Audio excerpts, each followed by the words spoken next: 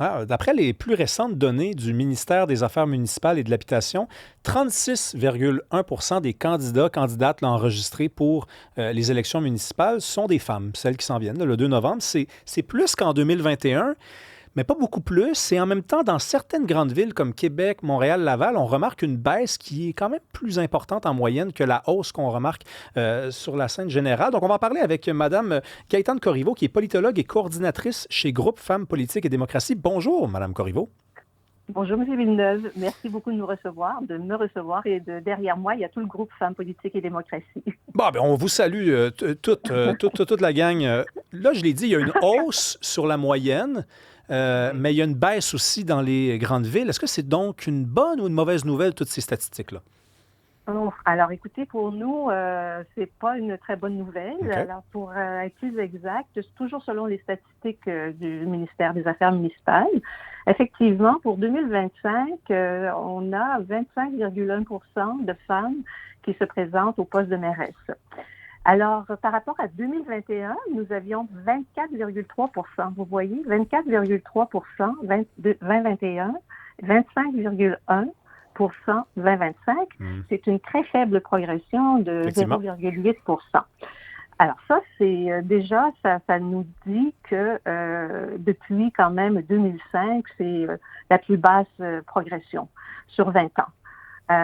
Alors, pour les conseillères, c'est un peu le même phénomène.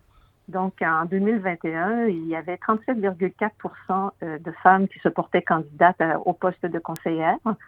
Et en 25, nous sommes à 37,9. Donc, 37,4, 37,9.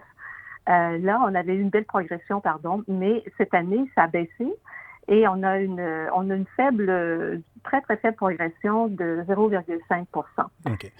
Donc, beaucoup, beaucoup de travail à faire encore à ce niveau-là. Mais qu'est-ce qui se passe-t-il? Parce que j'imagine que vous, vous vous attendiez à une augmentation et là, on stagne un Oui. peu. Il doit y avoir des explications. Oui, il y a plusieurs explications, il y a plusieurs hypothèses aussi qui sont pointées. Je pense que vous serez d'accord avec moi pour cibler les réseaux sociaux justement, auxquels font face les élus, les candidats, les candidates. Donc, la hargne que l'on retrouve particulièrement sur les femmes et sur les jeunes élus, sur les réseaux sociaux, c'est une réalité. Donc, c'est pas toujours invitant pour les personnes qui souhaitent ou qui pensent se lancer en politique. Donc, il y a des Est-ce que c'est violences vraiment qui sont pire que pour faites. les hommes, Madame Corriveau? On l'entend souvent, ça, cette Oui, explication-là. Puis moi, je oui. suis assez d'accord avec vous, mais rappelez aux auditeurs à quel point c'est pas les mêmes insultes là, que reçoivent les femmes que les hommes, hein? Alors, c'est assez brutal. Du côté de la Fédération québécoise des municipalités, ils ont fait une étude pour justement montrer que les femmes semblent plus ciblées dans les plus grandes municipalités. Alors, pourquoi les femmes? C'est quoi cette hargne? D'où ça vient? Alors, l'explication est sûrement profonde. Je pense qu'il y a cette montée de l'extrême droite, des masculinistes, c'est très présent. Et puis, on voit la virulence des propos envers les femmes, beaucoup d'intimidation, de harcèlement.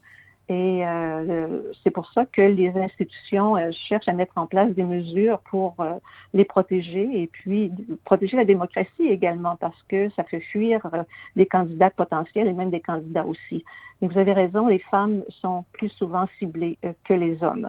Ben, en fait, ce que je disais surtout, c'est que c'est pas les mêmes genres d'insultes. C'est-à-dire que l'homme va se faire dire que c'est un ignorant, un imbécile, un tata, un taouin, mais la Mm. fille va se faire insulter sur son physique, elle va se faire associer à un objet sexuel.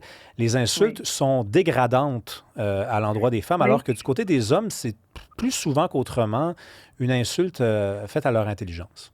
Oui, vous avez raison. Ça touche profondément la dignité des femmes, l'intégrité et la dignité des femmes.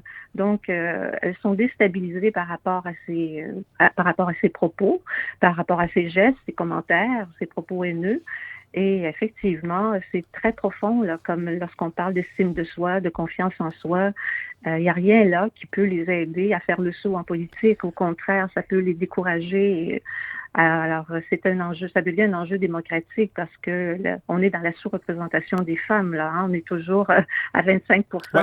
au niveau des candidatures féminines, puis à 37-38 au niveau des candidatures pour les postes de conseillères.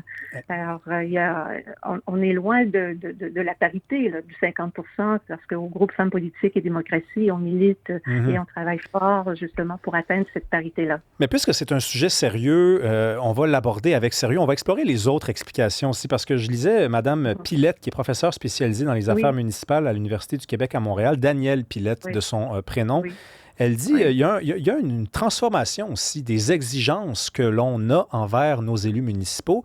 Elle parle d'un retour aux traditions. Donc, dans les dernières années, les villes ont été gouvernées par des gens qui avaient souvent des idées de grandeur, qui voulaient changer le monde, et on oubliait peut-être les tâches régaliennes, l'administration, gérer la dette, gérer les routes. Et là, Oui. les citoyens sont de plus en plus à demander ça de leurs élus. Et selon Mme Pilette, peut-être que les femmes, ça ne les intéresse plus de faire de la politique comme ça.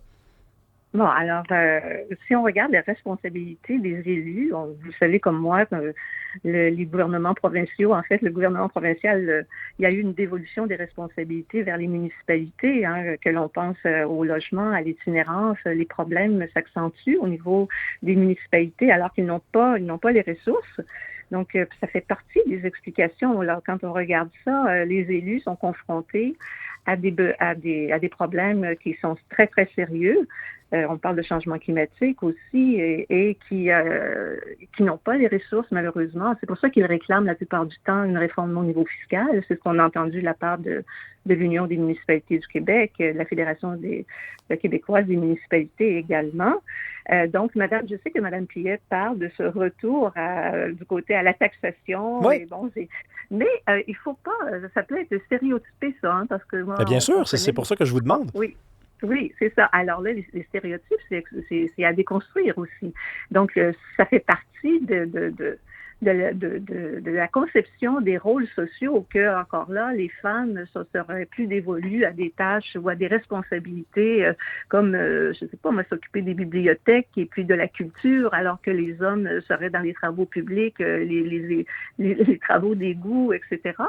Mais on connaît beaucoup de femmes qui sont ingénieures et qui peuvent travailler dans ces métiers que l'on disait traditionnellement masculins.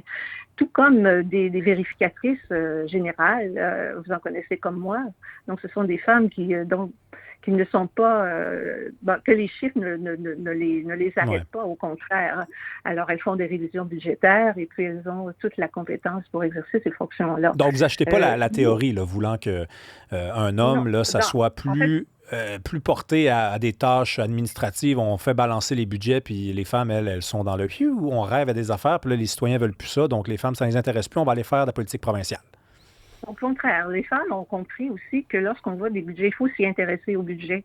Lorsqu'elles sont élues, c'est la première, je crois que lors de la première séance du conseil municipal, elles doivent déjà penser à adopter un budget qu'elles n'ont même pas préparé. Donc, nous, au GSPD, au groupe Femmes politiques et démocratie, on donne des formations, on les soutient, mais on a justement une formation qui est offerte par une économiste qui a été elle-même conseillère municipale à la Ville de Québec et qui a été aussi chef de l'opposition et qui donne une formation sur le budget, comment le lire, comment le décoder, comment le comprendre. C'est extrêmement important. Ouais. Donc, je ne crois pas non plus que les hommes qui arrivent en poste et qui doivent voter un budget pour lequel ils n'ont pas travaillé, Ouais. qu'ils aient tous les compétences. Mais il y a une autre explication, je vais vous entendre là-dessus rapidement. Il ne reste plus beaucoup de temps, là, Mme Corriveau, mais vous rappelez-vous la conférence de presse qu'avait annoncée Catherine Fournier? Elle avait annoncé en novembre 2024 qu'elle voulait rencontrer la presse un jeudi, on était un mercredi. Là, tout le monde s'était imaginé qu'elle allait se retirer de la vie politique et elle a annoncé qu'elle allait se représenter. Et là, tout le monde était comme oh mon Dieu, elle nous a pris par surprise. Il faut pas aussi, c'est pas un peu de notre faute aussi, il faudrait changer un peu la perception qu'on a. Des fois, on attend des femmes qu'elles lâchent, alors qu'il y en a qui continuent et qui ont le courage de le faire. Elle a annoncé qu'elle était enceinte, Catherine Fournier, et qu'elle allait se représenter quand même. Puis j'ai pas vraiment entendu beaucoup de féministes applaudir ça. Lorsqu'elle a fait sa conférence, d'abord, moi, j'applaudis sa créativité et on est très, très heureuse qu'elle se représente parce que c'est un très beau modèle de femmes de femmes politiciennes pour les jeunes femmes et pour l'ensemble des femmes également. Le fait qu'elle ait joué sur les mots pour annoncer sa candidature, là encore, c'est surprenant.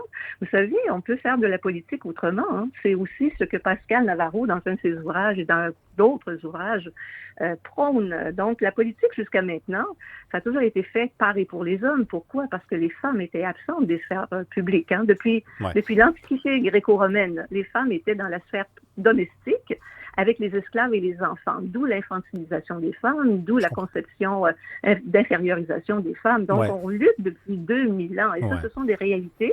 Les mentalités sont bien incrustées. Et en plus, lorsqu'on a des contextes et des conjonctures, oui, il faut s'arrêter ici, Mme Corriveau. Religieux, etc. Donc, le message, c'est aller voter le 2 novembre parce que la démocratie en a besoin avec des taux familiques de participation citoyenne. Merci beaucoup, Mme Corriveau. Vous êtes politologue, coordinatrice chez Groupe Femmes Politique et Démocratie. Merci d'être venue nous parler aujourd'hui. Restez avec nous. Après la pause, on parle de la crise de la quarantaine. Est-ce que vous êtes dans une crise de la quarantaine? Je pense qu'il y en a qui disent oui. Puis on parle de hockey également avec Nicolas Cloutier. Premier match du Canadien ce soir contre les Maple Leafs. Quelle est votre prédiction? Merci d'écouter le 99.5 Montréal.